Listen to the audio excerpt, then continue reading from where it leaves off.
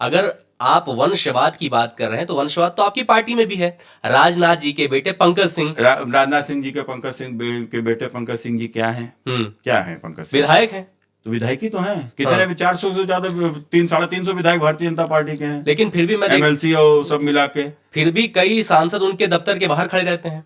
कौन सांसद उनके दफ्तर के बाहर? तो वो तो पार्टी के माने पदाधिकारी हैं और फिर किसी से संबंध होता है तो संबंधों में लोग पहुंच जाते हैं। पंकज जिसे माने अगर हमारे संबंध में हम तो आपको क्या लगता है कुछ मांगने के लिए? आपको क्या लगता है कि पंकज सिंह और राजनाथ जी के बेटे नहीं होते तो क्या वो चुनाव जीत पाते?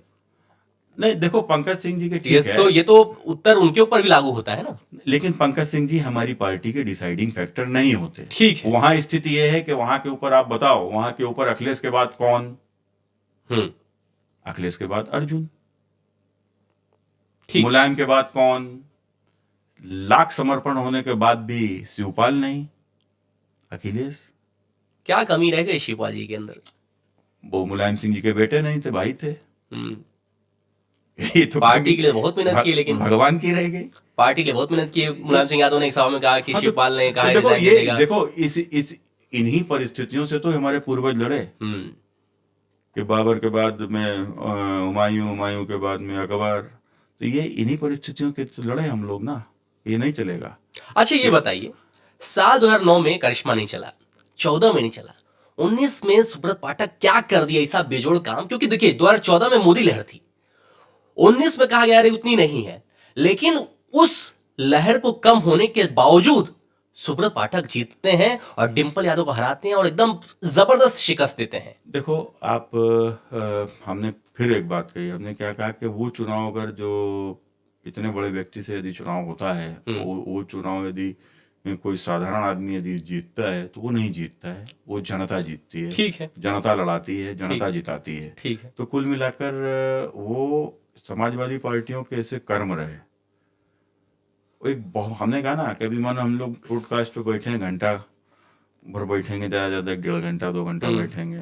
इस समाजवादी पार्टी के कुकर्मों को एक लंबा इतिहास है, हम आपसे 20-25 घंटे बात कर सकते हैं नॉन स्टॉप।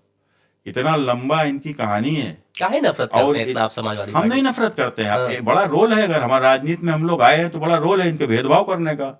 आप अगर ये लोग भेदभाव ना किए होते तो कन्नौज में गुंडागर्दी ना शुरू हुई होती ना। तो आप बताओ कि केवल अगर वो मुस्लिम हैं, वो आपको वोट करते हैं तो इसलिए उनको गुंडागर्दी का लाइसेंस दे दोगे आप?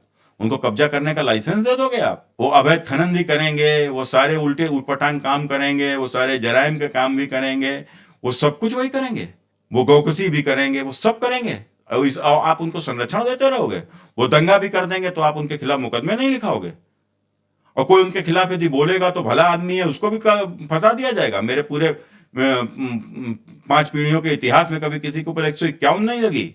उसके बाद मेरे ऊपर कितने झूठे फर्जी मुकदमे लगाए आपने, कौन नहीं जानता है? पूरा शहर जानता है, पूरा लोकसभा क्षेत्र मेरा जानता है, आसपास के लोग जानते हैं कि किस प्रकार से हमको वहां के ऊपर प्रताड़ित किया गया समाजवादी पार्टी के शासन। तो आप ये सब करोगे?